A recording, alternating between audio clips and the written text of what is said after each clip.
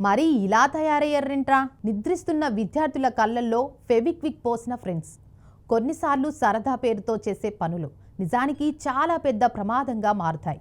ఒడిశాలో తాజాగా అలాంటి షాకింగ్ ఘటన జరిగింది. కంధమాల్ జిల్లాలోని ఒక ప్రభుత్వ హాస్టల్లో రాత్రి పిల్లలు నిద్రపోతుండగా తోటి విద్యార్థులే వారిని ఇబ్బంది పెట్టాలనే ఉద్దేశంతో కళ్ళల్లో ఫెవిక్విక్ పోశారు.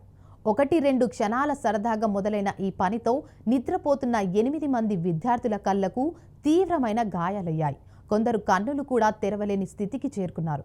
తక్షణమే వారిని ఆసుపత్రికి తరలించారు. మొదట దగ్గరలోని గోచాపడ ఆసుపత్రికి తీసుకెళ్లగా పరిస్థితి ఆందోళనకరంగా ఉండడంతో జిల్లా ఆసుపత్రికి రిఫర్ చేశారు. ఇప్పటి వరకు 7 విద్యార్థులు చికిత్స పొందుతున్నారు. అదృష్టవశాత్తు ఒకరిని మాత్రం డిశ్చార్జ్ చేశారు. ఈ ఘటనకు కారణం ఏమిటంటే హాస్టల్లో చిన్న గొడవలే. వాటి వల్ల ఇద్దరి మధ్య రగడ పెరిగి ప్రతీకారం తీర్చుకోవాలనే కోపంతో ఇలా చేశారనే సమాచారం. కానీ ఆ సరదా లేదా ప్రతీకారం ఒక పెద్ద ప్రమాదానికి దారితీసింది. డాక్టర్లు చెబుతున్నదేమిటంటే సమయానికి చికిత్స అందించకపోతే మరింత తీవ్రమయ్యేదని. ఇప్పుడు ప్రాణాపాయం తప్పింది, కానీ ఇంకా కొద్ది రోజులు వైద్యుల పర్యవేక్షణలో ఉండాలని సూచించారు. ఈ ఘటనపై అధికారులు కూడా స్పందించారు.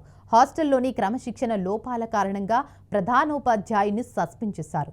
కానీ ఆయన అప్పట్లో స్కూల్లో లేరని తెలిసింది.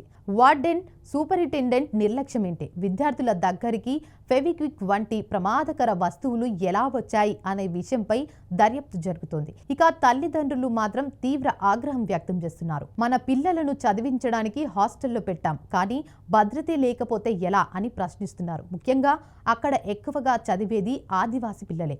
ఆ ఘటన వల్ల స్థానికుల్లో కూడా భయం పెరిగింది.